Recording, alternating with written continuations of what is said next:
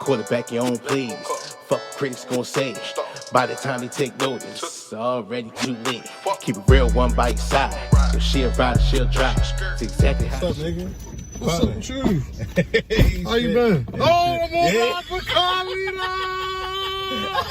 on From what I've been through in my life, I know that everything that's for me is for me. So I take what people say with a grain of salt, because a lot of times people be trying to project things onto you. So, you know, you'll say you want to do something and people be like, well, I tried it and it didn't work for me. And it's like, okay, like, that's your life. Like, you know, we two different people. So I just take it with a grain of salt. I know sometimes people just talk because they want to be heard. And I'll listen. I'm like, oh, okay, cool. That's nice. Yeah, I'm glad that you tried.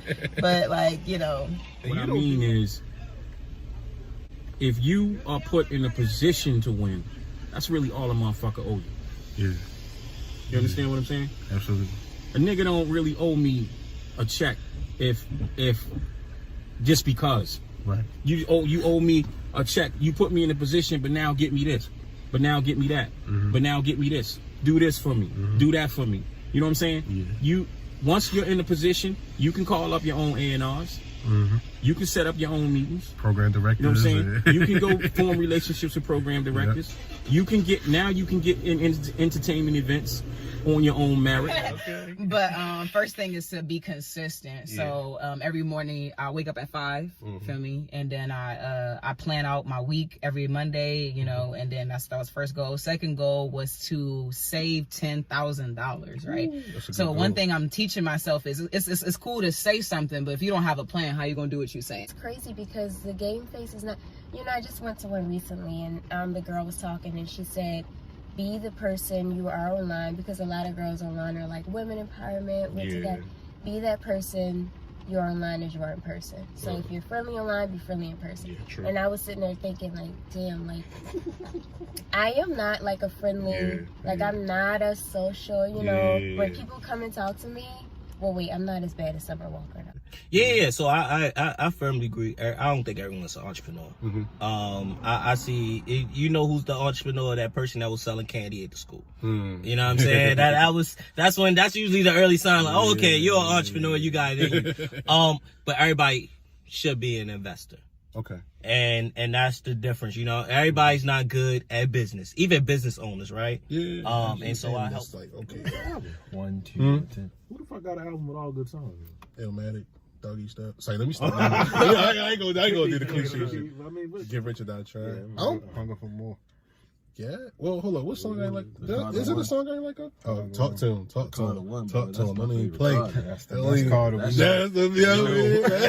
you know, 25 songs long. Yo, all that shit. Check out. Wait, what? Hold on, do it again. I don't even know. Hold on real quick. She don't know what she want. To all beef patty, special sauce, lettuce, cheese. Say it again. To all beef patty, special sauce, lettuce, cheese. To all, oh. I'm sorry, I'm still trying to decide. She wasn't spitting out food. Got like a Spalding basketball, like the infusion, the kind you used to could pump up by itself and shit. Like my head felt like that, but it was like a flesh version. Like, you know what I mean? Like that shit was so fire. And I gotta be not only head over heels, but you know, you gotta believe in this 10 years down the road on year 1. You dig? Like, and I found similar females close to that. I've been in relationships that seemed like it was going to be that, but for some reason, like, I always pull out, and I don't know whether it's because I'm anxious, self-esteem low, or maybe just on the inside I know, like, yo, this ain't really all the way for me, for real. You know what I mean? What flavor you got again? I got 3 beautiful black men right here in my cup.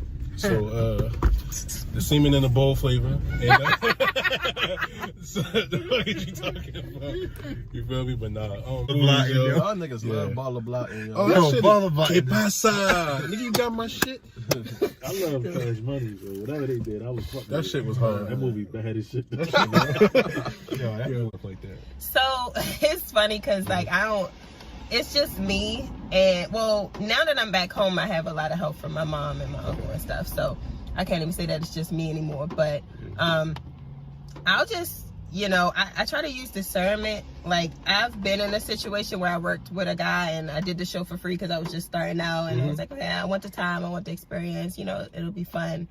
And he was so stupid that because we went out afterwards, and he was so dumb that he talked about how much money he made off the show in front of me. Like, I wasn't gonna be like, oh, okay, so like, where am I cut at? Because most of the people that came was my friends or people that knew me, and so he ended up being like a really creepy person anyway. Like, other people that had worked with him was just like, we tried to stay clear of him. So after that, I just try to use my discernment, and I credit my entrepreneur's perspective to Baltimore. What part of LA you from? I'm from LA. I'm from Crenshaw and Alviso Neighborhood.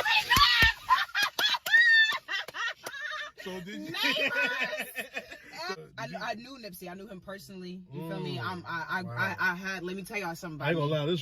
The blue you one. I was feel thinking me? like, You damn, feel maybe I should ask her about. You feel me? Okay. Yeah. But I was raised in a house, but I chose to go hang out in the hood. So I hung out in the trenches of the trenches. And you feel me? I hung out on 63rd and Bryanthurst. Oh shit. Right. That's where, you feel me? Any car come, you gotta hurry up and duck because you will get popped.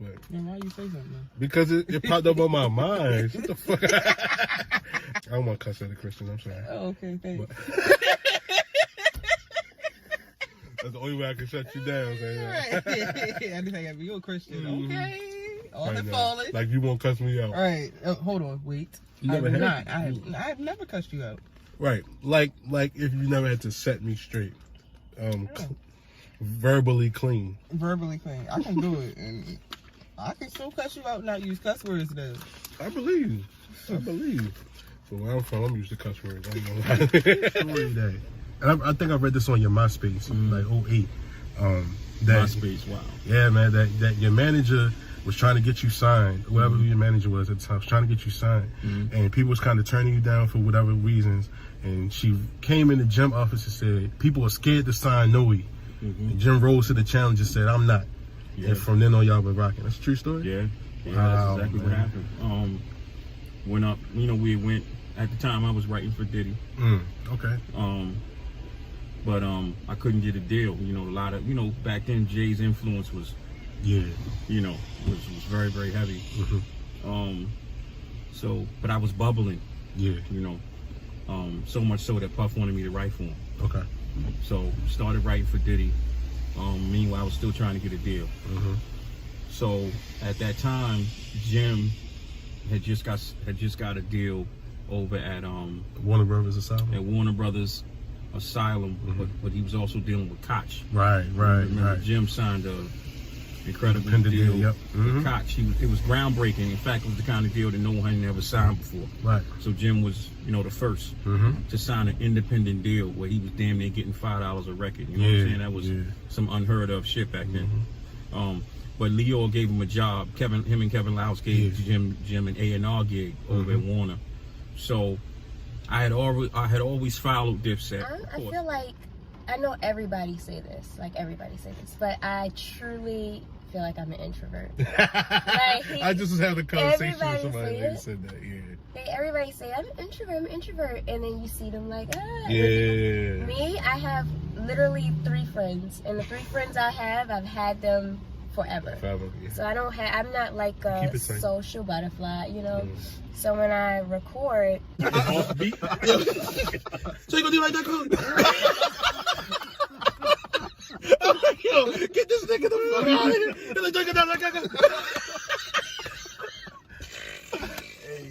I'm like, yo, dog, get this nigga out of here. It's worse because things have been happening for a while. Okay. I would say it's more at the forefront now. Okay. It's more at the forefront. It's not and as hidden things, anymore. right? And things are publicized a lot. Like when we was growing up, it wasn't. It wasn't. Yeah. It couldn't have been. Yeah. Like we weren't that far gone with technology. I remember. If you remember, it was maybe 2003 when the dude set that lady house on fire for witnessing them selling drugs. No. This was over by the Dome over on Eden Street, and it was like a big thing because nobody really saw that. Like, and she had like 4 kids, and they set her house on fire just for telling the police they was out there selling drugs. No, I didn't see that. And like, so stuff like that. I feel like. Thank you. But it was just one of those things that had just been in my head. Like, it just has to be done, and it don't have to be perfect, and I don't have to wait Until somebody tell me that I could do it, I just gotta get it done. You gotta know your facts and your history. Yeah. You just can't be willy-nilly with these brothers. You can't just be on the surface. Yeah. These brothers all day long, they ain't got nothing to do. They in prison, they studying. So they bookworms. Like real talk. That's what that's what I became, and I became a bookworm. You know, once you know, I became tasked with the Minister of Economics. I wrote a book in there with a brother. I co-authored a book. Okay. Wow. Yeah, it's called African-Centered Ideology, Liberation Ideology. And, you know, it's dealing with a social structure. It's dealing with a kind of a superstructure, more like a religious structure. Yeah. And then it's dealing with economic structure. And that's the piece that I put together. Do you guys still have did you ever publish it, or you just kind of have your rough copy? We just had the rough copy. Okay. I plan on publishing it. Please do. That's what's up, definitely. So, last question before we wrap up. This nothing to do with music, but kind of film. I'm a big fan of The Wire. I watch it a lot. I'm very analytical. I see the symbolism. How close was it to what was going on in Baltimore? Was the film, or was it mainly fiction, or was it taken from parts, or was it kind of like it's kind of close to how the city was? Because I'm 27, I'm a youngin', so I've seen the late 90s, 2000s into the transition, but I didn't see the early 90s, the 80s and stuff like that, or like Peanut and all those days and all that stuff. So how realistic was it? Oh, it was pretty much the closest you ever gonna get. Now the trickery comes in when you get later into the seasons. Yeah, they begin to talk about what was about to happen to Baltimore. Okay. So with Amsterdam and all of that. Yeah. That was the future. Because when you go to North Avenue in Pennsylvania, that's Amsterdam. Park Heights and Belvedere. So they were showing you how they planned on pretty much demolishing the drug game, dismantling altogether, disappearing all of your major players. Wow. Where all you have now are children. Yeah. Right? You put them in one spot where they can be babysat and regulated while you build around the rest of the city. See? So a lot of people felt like, well, Amsterdam, all that shit in The Wire lost me because that was phony. But what they weren't picking up on is they were telling you, Hollywood began to tell you what was about to happen. You remember the Route 99 book you spent K-Bus? See how old school you is. I'm going to sleep at the register though. Like. Yeah. When Kmart used to be my store. That's when they used to have Little Caesars in there. Oh no! You know, eat Little Caesars in there? Which one you talking about? We used to go somewhere out Carroll County with the little game store. They had all of the old antique video games, and we would go in there and like turn up. Yeah, it was like a little. In the electronic section, you got some years shaving off. Yeah, me myself, I got 10 years taken off on my case. So speak on your situation when you can. Well, you know, basically it was some frivolous stuff that, you know, they added within the charges. You know, in the state of Maryland, they like to stack charges.